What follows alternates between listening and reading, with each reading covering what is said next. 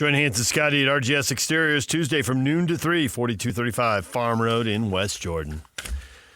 DJ PK and Kevin Graham joins us to talk football every Friday, in this case an NFL playoff edition. Kevin, good morning. Good morning. Keep playing that song, man. We haven't got to the best part yet. Where, the name of the song, like he only says it one time in the song, and it's like, yeah, there you go. Hey, there we go, my boy Kid. Are you guys honoring him because he's doing a new concert tour or something, or no? He is the artist of the day because today he turns 54. Oh, that's right. It's his birthday today. Happy birthday, Kid. I may or may not admit that I've actually seen him in concert live 23 times, but who's counting? You apparently. Yeah, he's got a little, he's got a lot of political, but he puts on one hell of a show. So I do enjoy his music. So that's awesome. Well, good. I'm glad you guys are. He's very underrated artist. I'm telling you, man. He could do it all, but he doesn't get the credit he deserves. So good. If we're gonna go political, then that's where we start the NFL playoffs with Washington, our nation's capital. A lot of hype, and I have to say, I just got off the train. I get it. Daniels is good. I get it. They've won close games, dramatic fashion. He's remarkably poised. I mean, he's a Heisman Trophy winner and all that.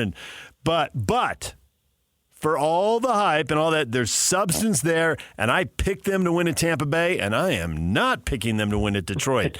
Are people just looking for something to talk about? Why are they saying this? I know the Lions' defense is beat up. They figured it out to a large degree and managed to work around all these injuries and keep playing pretty well. They've had a bye week, so that'll be a little healthier. Not everyone, obviously, is getting healthy. There's some season-ending injuries mixed in. It's Detroit. You got to pick Detroit. If Washington wins, it's a massive upset, and we've seen massive upsets, so I'll watch the game, but I'm picking Detroit. You going the other way? No. I think you got to go Lions. They're playing at home. They're a team. We're talking about. I was listening to you and PK in the last segment, and look, Washington's got something. And Jaden Daniels, I agree with PK when he was saying Jaden Daniels. He's a star. There's something about him. But the Lions, their offense is just unbelievable. They're getting their running back, David Montgomery, who was supposed to be out for the rest of the year with a knee injury. He's back now. We'll be interested to see, how healthy he truly is. But that gives them now a 1-2 punch on the running game because he ran for 775 yards in just 14 games and 12 touchdowns. You put him up with Jahmyr Gibbs. I mean, you're looking really good. And Washington, by the way, is 28th against the run. So the Lions should be able to run the football. Daniels will keep it close. If there's any hope for Washington in this, is that 3 games this year, I was kind of going through the games, the Lions did struggle against 3 running quarterbacks, Kyler Murray, Anthony Richardson, Josh Allen, all quarterbacks that had some success running around. But those running quarterbacks, how many times are those running quarterbacks the ones that get you to a Super Bowl? It doesn't happen a lot. Let me ask Lamar Jackson. Sure. What's that? Let me ask Lamar Jackson. 0. Lamar Jackson. Right. Yeah, exactly. And he's getting a lot of criticism for that. So I think Detroit is the team to beat. They're a kind of a team of destiny. Yes, their defense is definitely banged up. Aaron Glenn, who I don't know, depending on what you read, will be the next New York Jets coach. Has done a good job though of kind of filling the holes and heck, you saw what they did against Darnold in the last game of the season, where they just kind of threw everything, just blitzed basically every play. I don't know if they're going to do that against Daniels because of his running ability, but I think it has a chance, I think, to be an intriguing game for a while, but I think this is where we get to where the better teams usually win, and the Lions are the better team overall, so they should get that win at home. But will they play Philadelphia or will they play the Los Angeles Rams? It is not entirely clear to me. I don't normally pick teams that are traveling cross-country, blah, blah, blah, yada, yada. Yeah. But a lot of those teams, a lot of that whole cross-country thing in the NFL is also drawing the early game, which is really weird on your body clock. And in the playoffs, they try to avoid the earliest of early games. So I'm going to take the Rams, but it's pretty close to a toss-up. I just didn't like the way Philly looked against Green Bay. I thought they just won because they weren't as bad. And Green Bay had turnovers, and they were gifted a turnover on the first play that I thought that Green Bay recovered the fumble, but what do I know? And Philly got that lead, and that's what they needed, and they won the game. But, man, if they have to come from behind, that didn't look right. No, they got to improve their pass game, too. I mean, they only had 121 yards throwing with Hurts coming back from the concussion against Green Bay. They failed to throw for more than 210 yards in 12 of their 18 games. So the passing game for Philadelphia hasn't been good, but their defense has been really good. I mean, they're 13-1 since September. So you got to give Philly credit on that. Now, you got to remember these two teams met in Week 12, Sunday Night Football game. The Eagles, won 37-20 in that game. Now, on the flip, and in that game, by the way, Barkley, if you remember, he ran for 255 yards. So, first things first, the Rams are going to have to stop Barkley because Philadelphia can't throw the ball. Barkley can run, so they got to do that. And since that game, the Rams have only given up an average of 104 yards per game rushing after that. So they kind of shored that up. And the Rams are hot. They won their last 5. You can't count the loss against Seattle in the last game of the season because the game didn't mean anything. It was meaningless. And then they flipped around and got the win last week. So I think the difference in this one, DJ, I have a tendency when teams from the West go east, I think that's tough. But I think the other thing that's going to be tough is they're forecasting snow. It's going to be cold. Let's face it, West Coast teams aren't great in weather usually when they got to play outside. It's going to be raucous. Philadelphia crowd's going to be into it. And hell, they can turn on their team in any minute as well. But I don't know. I'm leaning Philadelphia in this one. I think it'll be a good game, though. But I do think with the weather, the travel, Barkley, the Rams, the Eagles defense, even though the Rams are been really good, and you got to give McVay a lot of credit and what he does offensively. I'm sure he'll have a good game plan. I'm going Eagles in this one, but I expect it to be another good game. It better be because the wild card games pretty much sucked last weekend. So I'm thinking the Eagles will win this game. I think they're favored by 6. So I don't know if they'll win by that much, but I think they'll win. ESPN had a story about Nick Sirianni's confounding public behavior as relished by his players. Has a coach who, according to you, is going to be in the NFC title game ever taken so much heat, ever had his job questioned as publicly? I mean, you would think this guy is a complete idiot, just a total moron, right? The IQ of a rock with the personality of a rock. And yet he's leading a team into the NFC title game, apparently. So that can't possibly be true. What is the deal here? Because the gap between perception and reality seems to be massive. Well, he does dumb things, and he says dumb things. So that's one, and it's exemplified. It's blown up because of where he is. Being in Philadelphia. I mean, Philly, New York fans, Boston fans, that whole Northeast corridor of fans. I mean, they're angry people, and they're very critical of their teams, and they expect championships, and so that's what they expect. And I'm with you.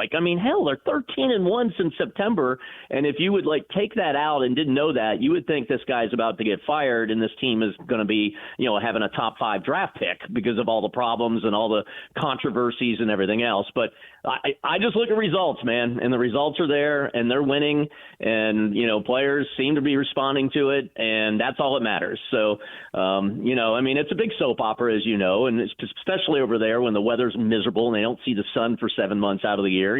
What else are they going to do? They're going to moan and cry and complain about their team. But you know what? If Philadelphia wins the Super Bowl, that coach he'll be heralded as one of the greatest, really? No matter how weird he is. Yeah, he will be because they won a Super Bowl. You win a Super Bowl, man. They ran their last guy who won a Super Bowl. A couple years later, he's getting, you're trash. Get out. But leave the Super Bowl trophy. We want that. You'll get a grace period of at least a year. All right? Oh, okay.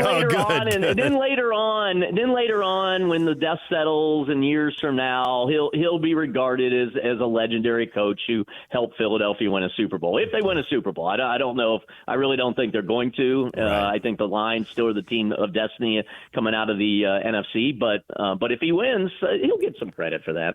You have to. You won a Super Bowl. All right. So as PK says, the NFC is the undercard. The AFC is stacked with the Chiefs, the Bills, and the Ravens, all of whom look like Super Bowl quality teams. And obviously only one of them can get there. And one of them has to go home this weekend. Walk of shame to the offseason. Yeah. Who will it be, Buffalo or Baltimore? Because that game is epic. We're all looking forward to it. The NFL put it as the last game for a reason. Yeah. It's where the most eyeballs are. Yeah, and again, I don't know if people remember this. Week 4, Baltimore blew out Buffalo 35-10. So now the season's changed, and obviously, these two teams are arguably, along with the Chiefs, obviously the 3 of the best teams in the league. The thing that's different, Lamar Jackson. And we've talked about it regularly, when I've talked to you guys and you've brought it up. I mean, Jackson has issues in the playoffs. He's admitted it. He's gotten antsy, as he says. Well, one of the things that Baltimore did differently is why do you think they went out and got Derrick Henry? Yes, to run the ball during the season, but to take the pressure off Jackson in the postseason. Because if you remember, that's all the offense has always been in the postseason. So Henry had 199 yards in that win against Buffalo in Week 4. If Henry gets over 100 yards and allows Jackson to be less antsy, I do think Baltimore's the better team. I do think, though, the Bills are playing at home. It's going to be 0 degrees, the Bills Mafia.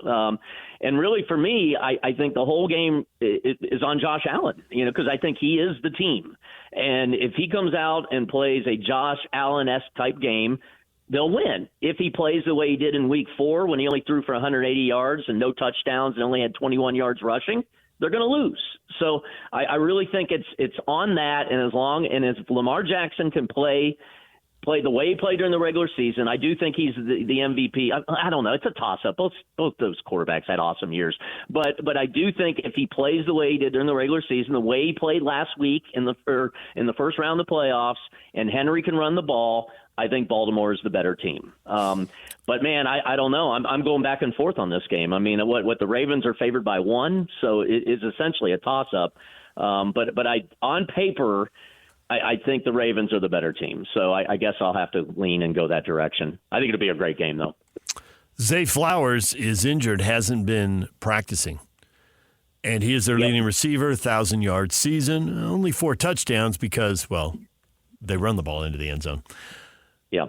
How big a loss is that, though? That's a big loss because he's a big playmaker, and there's no doubt that's a big loss. I didn't see if he practiced yesterday. I know he's got the knee, and I don't think he's been on the field yet. So, I mean, it's unlikely that he's going to play. But I don't know. Again, Henry Bateman's been pretty good for the Ravens as a wide receiver. They got the tight end in Andrews.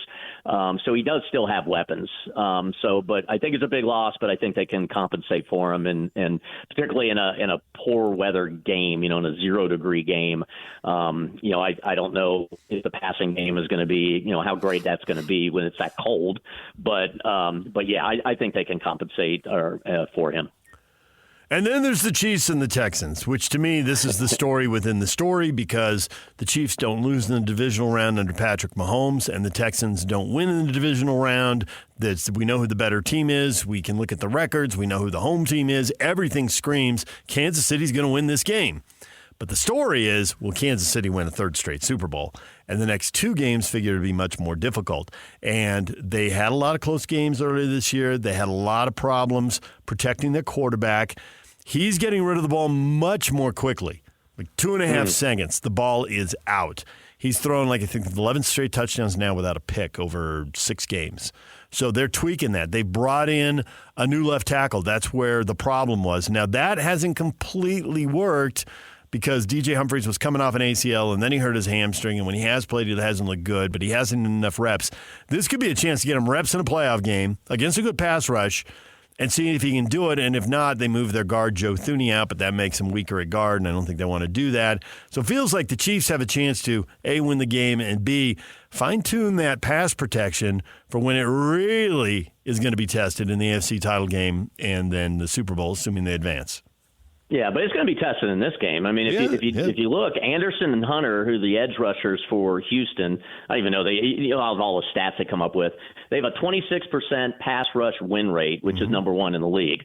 So and as you pointed out, Kansas City's been basically kind of weak at the tackles, and they're putting players in that are still getting experience. So you got to avoid the pass rush. But here's the thing: Mahomes is 6 for 6, meaning he's made it to the AFC Championship game every single year of his career. So they're gonna get there again.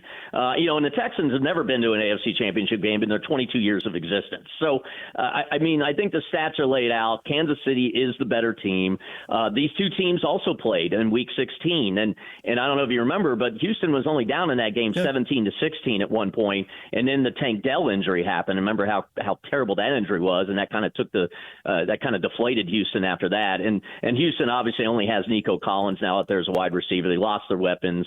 They did enough last week to get the win. A surprising win, but in my opinion, over your Chargers. But Chargers didn't really come to play, in my opinion. But yeah, I mean, Kansas City's a better team. They have Mahomes. They're going to win this game, and then that'll set up the battle, man. Whether it's the Ravens, Bills, Chiefs. Some could argue that's the Super Bowl in itself. When they meet up next Sunday. Is Deion Sanders going to end up coaching the Dallas Cowboys? Is he behind the scenes leveraging his way to the Raiders? Or he's staying really quiet, which is odd for a guy with that much celebrity, because celebrity attracts cameras and microphones. And there's celebrities who like the cameras and mics, and there's celebrities who don't. He loves the cameras and the microphones. He's gotten very quiet. That makes me think there's more than meets the eye going on behind the scenes. But Jerry Jones doesn't like to move quickly. It took him forever to sign his quarterback, and I'm sure it's just because it kept him in the headlines, and he seems to prioritize that as much or more than winning and maybe even making money. No, that's crazy talk. He prioritizes making money. But it's right up there. Those are the big three. And he can only get 2 out of 3. He never can get all 3, and he wants it all. What do you think is going to happen with Deion? Because that impacts Utah and BYU. He's bringing a lot of interest and eyeballs to the Big 12. No, I don't think there's any doubt. And, I saw a report this morning that he went to Colorado and said, hey, will you give me more NIL money? I mean, basically he's trying to lobby, and maybe use this Cowboys thing as leverage against Colorado. And from what the report I read, Colorado said no. They pushed back like, no, we're not going to give you any more money. So it'll be interesting. Obviously Deion loves the spotlight. Jerry Jones loves the spotlight. Can those two really coexist? And then the other thing to think about, man, is Deion's style of college coaching is not going to work in the NFL. I assume he knows this, where, the restrictions he has and the tough-minded attitude he has and the rules he has and all that. I mean, that all has to go out the window when you go into the NFL. And I have to think he's smart enough to adjust to that. But, I don't know, man. I don't see it. I just don't think it's a fit because, after a game, let's face it, Jerry Jones is the only owner that I know of that will literally after the game hold his own press conference. Like, who does that? Owners don't do that. It's usually the coaches and players, but after every game, there's Jerry Jones down outside the locker room holding court, giving his thoughts about what the heck gone on with the game. But if there's anybody that in some ways wouldn't care and can deal with that because he's going to have his own spotlight, it could be Deion. So Cowboys are a mess. They've been a mess for years. And again, it goes back to ownership. He got a Super Bowl back in '96. He endured Jimmy Johnson, but then he ran Jimmy Johnson out of town. I don't know. I don't see it. The last coaching hires that Jerry Jones have made have all been yes guys, essentially. So I'd be really surprised if he brings primetime in. But if he does, man, get ready. Get ready on ESPN. You thought you got sick of the Jets and Aaron Rodgers coverage for the last 2 years. Get ready for Deion and Jerry Jones and the Cowboys coverage 24/7, through the whole season next year. Kevin, it is entertaining as always to have you on. And look at this. The playoffs are so good. You didn't even whine, man. You just brought the football. I know, man. I'm excited. Let's get it going, man. I'm excited for that. Monday's game, I don't think it'll be a great one. Ohio State, I think, gets the advantage on Notre Dame. But yeah, I'm excited, man. This is straight football this weekend now. Last weekend I was excited. I didn't shower for 3 days, but the games were bad. This weekend, I think we got some good. And we're playing big boy football now, man. The real teams are left, and then of course championship weekend is always a great time as well. So, well, good. But keep playing that Kid Rock. Happy birthday to Kid, and you have a great weekend, DJ. All right, you too, Kevin. Thank you. We appreciate it. DJ and PK, when we come back, everything you missed in this show next. Stay with us. 9 a.m. Slacker Radio Headlines brought to you by Trajan Wealth. Call Trajan Wealth today, your local trusted financial fiduciary, 801-899-7600, or visit their website at TrajanWealth.com. I think this is my favorite Kid Rock song. I'm not a big Kid Rock guy. He's either you love him or you don't like him. He's one of those. There's no middle ground. It feels like with him. It feels like I'm in the middle ground. But weird. Okay, I'm with you. I like this song. This is probably his most cross the generations. Most accessible. Yeah. I've been to about 23 less Kid Rock concerts than Kevin Graham. I was floored when he said 23. I know, right? I saw your reaction. All right, DJ and PK, time to catch up to everything. Up to date on everything you missed in this show. Kevin Graham was on talking NFL playoffs. David Locke was on to talk about the Utah Jazz. And with Isaiah Collier taking over at the point, what is Keontae George's role? They played together a little bit this season, not a lot. Locke said it's 130 minutes together on the court. There figures to be more of that going forward. Tonight, for instance, there are a lot of guys out tonight. Off the top of my head, I don't have the list in front of me. I wonder if I can even remember them all. Markkanen is out. Kessler is out. Collins is out. So the front line's out. Sexton, at least as of now, will be playing. Clarkson's out. Johnny Juzang is out. Obviously, Taylor Hendricks has been out all year now since his injury. He's done for the year. So I guess maybe we're at 6 guys out tonight, including, 4 of the top 6 players on the team? There ought to be time for Keontae George. We'll see how it is for him not having the ball in his hands, playing off the ball.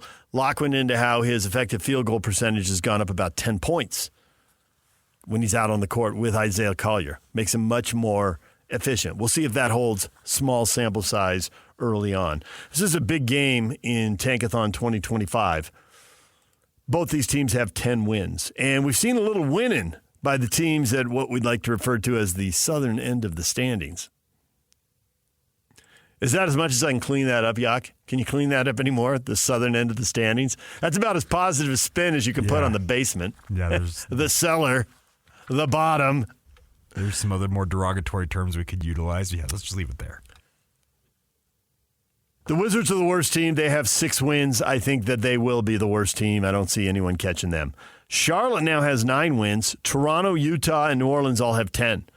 Man, there was a time that the Jazz got to 10 and everybody else was at 7 and 8, and you're like, wow, they're going to be the 5th worst team and have a pretty good chance of drafting 7th or 8th. You're going to hear him here in about 20 minutes, but Ben Anderson's been really kind of leading this. You'll see him tweet out every night when one of those, quote, surprising wins happens from one of these teams that's near the bottom of the standings. And he issued like a word of caution to Jazz fans when they got to the 10th win not too long ago, saying, hey, just slow your roll. These teams are going to catch up to the Jazz. And what's happened? They're all sitting around 9 or 10 outside of Washington. 2 pivotal games, Wizards and Jazz, tonight and then again Monday. And we thought there was going to be another pivotal game Wednesday, but the Washington game has been moved to accommodate the moving of the Washington-LA Clippers game. They moved 8 or 9 games. Yeah, and the Jazz got caught up in several. 3 of them got moved, and that Washington game is now going to be in late March, if I recall correctly. Well, that'll give us something to look forward to. So, big game tonight. The other big game we spent a little time talking about today, and we got a poll question up at David DJ James. Utah and BYU tomorrow. A week ago, this game looked like nothing. Utah was 0-3 in the Big 12, and they had been blown out not once, not twice, but 3 times. They just looked like a speed bump, a pothole. They were not much anything. What was that we just hit? I don't know. Keep going. Yeah, it was the Utes. Who knew? More emphasis on defense, more emphasis on shot selection, more emphasis on don't settle for the 3, got to get to the free throw line, got to get inside, got to get to the hoop. Got to shoot higher percentage of shots. It's not the end of the 3. If you're open and your feet are set, it's go time. But got to be more choosy and got to be more aggressive. And it's paid off with a couple of wins. Now, a little bit of that was scheduling because Oklahoma State's terrible. But the TCU win on the road, TCU's not great. PK and I went back and forth about how good they are, and they're 2-3 in league. But they were undefeated at home. It was a road win. Road wins in conference are hard to come by. Ask BYU about that. Especially in the Big 12. Yeah, BYU went down there and lost to TCU. So, now we got the poll question up. Now this just falls more along the lines of rivalry. It's 65% Cougars. It's 35% Utes. We're starting to get into the ballpark. And, I mean, there's sure some fans are down, and there's some neutrals out there, Aggies voting. But at least we're in the ballpark of the fan bases. I don't think the fan bases are 50-50. I think there's still more BYU fans than there are Utah fans. I don't know if it's 60-40, 65-35, but we're in the ballpark here. Of now, teams just say, hey, my team's going to win. And why not? BYU's 11-6. The Utes are 10-5. They're both 2-3 in league. Let's sit here and list all the marquee wins these teams have. Utah State has more marquee wins than these two teams put together. Let that sink in. Iowa, not Iowa State. That'd be an awesome win getting Iowa State. Iowa, St. Mary's, San Diego State. There are some good, maybe St. Bonnie's. Maybe that one. We'll see how are they a tourney team? The Fighting Wojs. They've played 4 or 5. Boise State. They played 5 potential NCAA tournament teams. When all shakes out, there may only be 3 in there. You can't say that about the Utes and Cougars. When they played those quality teams, they've lost. And this win Saturday, while it'll be a satisfying win because you won't beat your rival, and it'll be a necessary win because you don't dare lose to another fair to mediocre team, you got to win. But they still, whoever wins, even though they're 3-3, needs marquee wins down the road.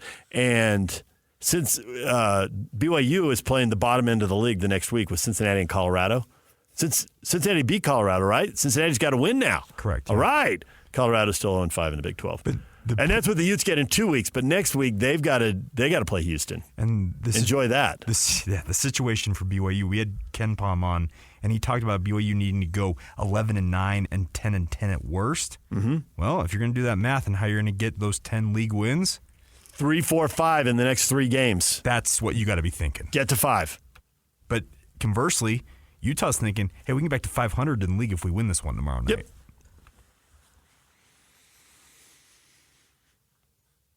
You can go ahead and vote. We'll keep you up to date on that. We also talked about a dramatic night, and I know college basketball has slipped big time, but even if you're not watching the games, if you're just watching social media, did you see the shots? Did you see the OT games? Graham Ike. It went on all night long. North, south, east, west, where do you want to go? I mean, the shot of the night was Minnesota beating Michigan. Yeah, half-court heave. From the logo. And it's not a big logo. Some of these logos go almost to the top of the three-point line. It's a logo. No, it's not. You're 2 steps behind the arc. But he was about a step and a half across half court. That was a normal-size logo. Dawson Garcia. Bang! Minnesota beats 20th-ranked Michigan 84-81. 16th-ranked Gonzaga lost at Oregon State. They were playing for the first time since 1991. No one plays local and regional rivals anymore. Why do you guys... Gonzaga at Oregon State, you ought to be playing all the time. You haven't played since 91? Now they're in the same league. They're both on the West Coast Conference. Wrap your head around that. But don't get too attached to it because they're both going to be playing Pac-12 basketball in 2 more years. Oregon State, 97-89. And at the buzzer in OT, the winner for Jackson Holcomb, and UVU's won 7 in a row. They beat Texas Arlington 85-83 over UT Arlington. And I don't know if you saw it, but my Gauchos beat UC Riverside at the buzzer, too. That was a horrible play, going for the steal on the inbounds and trying to reach around from behind and slide. And you end up giving an open 3 up to tie the game at a time when you ought to be defending the three-point line. For a University of California school, that was not a very smart basketball play. But you know what you do? You go on to the next play, Yak. You just get the inbounds. You go up court. Boom. You pull up, and you nail the 3 at the buzzer to win the game. Erase that mistake, didn't I, Coach? Some bad basketball followed by some clutch basketball is what that was. The big dogs in the NBA squared off. I don't know how much carryover there'll be to the playoffs, but at least there won't be any head games. If it is Oklahoma City versus Cleveland, if it is the best in the East versus the best in the West, well, they split the 2 games head-to-head. Cleveland won the first one at home. Oklahoma City came out with a little edge. Shai Gilgeous-Alexander went for 40, and Oklahoma City won 134, 114. Both those teams 34-6, tied for the best record in the NBA. To which the Celtics say, yeah, we have the title. We'll get there. It's a regular season. We're not that into it. You guys go chase the best record. We're conserving our energy. DJ and PK, when we come back, the NFL playoffs. You're weighing in on who's going to win and why, and we will get to that with your feedback next. And it's all over almost here. Don't go nowhere. Nominate the youth sports volunteer that you know for the Hercules Hero of the Week. Submit your nomination at kslsports.com/contest and listen every Thursday afternoon to JJ and Alex for the winner. Help us celebrate the efforts of those volunteers making an impact with the Hercules Hero of the Week. Sponsored by Hercules First Federal Credit Union and Beehive Meals. DJ PK, it's time for your feedback. Question of the morning. Utah and BYU, both 2 and 3 in the Big 12. What's your level of interest in Saturday's rivalry game? Classless Skip with the U logo on his avatar. My level of interest is 0, but my level of interest in college basketball has been 0 for years.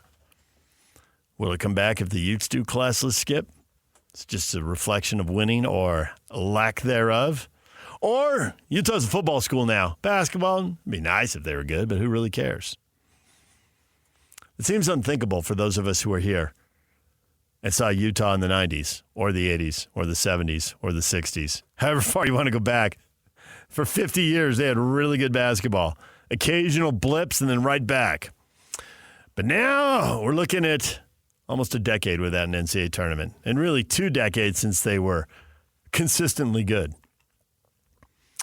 Ben, Jan, go Aggies. Utah State's feeling it. 16-2, strutting their stuff. And these other schools scuffling along, the little guys.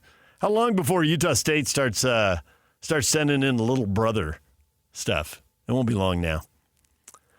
Position Picks College Fantasy Football says this should be a fantastic game. Utes will lead all game, and then BYU will pull it off at the end, 68-67. That is very specific, Position Picks. Very specific. David said the Utes have a shot. They're playing better, and they just beat TCU on the road when BYU couldn't. Should be a competitive game. Both teams still trying to figure things out. Winner will get a nice big boost. I agree with a lot of that, David. The Utes do have a shot, and I definitely would not have said that a week ago. The road win at TCU, while not a great win, was an eye-opener compared to what they had been doing, which was getting blown out at home and getting blown out on the road and starting 0-3 with 3 just depressing, dispiriting, bad performances to open the season. The thought that they could walk out of the Huntsman Center 3-3 did not cross my mind, and yet here we are. They got a chance to walk out of the Huntsman Center 3-3. As far as the winner getting a nice big boost, emotionally, yes, because it's a rivalry game. But if you're going to go to Ken Pomeroy and net rankings and all that, you got to win because the loss is so devastating, but it's not like you're going to get a huge boost with the win. You'll have other chances in the Big 12 to get that for the Utes almost immediately because they play Houston next. But these teams aren't good enough to give each other a big boost. But you got to have the game. And it's a rivalry game. Somebody gets back to 3-3 and feels a lot better about themselves. U State Iceman, BYU by infinity. A true BYU fan here, the only thing to make this prediction realistic is I start off with the 1984 National Championship. Jeez. U State Iceman says, P.S. I like Smith, but the Aggie has coaching cures, wins a lot in Logan. You leave, you never win again in Utah. Aggies are the best. U State Iceman, I just talked to an Aggie off air about this the other day. You win in Logan, but if you leave a lot of the advantages behind. It gets a lot harder to win. And they're starting to get a little track record that backs that up. I wouldn't say they have enough yet, but, man, Danny Sprinkle kind of backs it up, doesn't he? All right, we're out of time. Jake and Ben are next. Enjoy the games. We're off Monday. We'll see you Tuesday here on The Zone.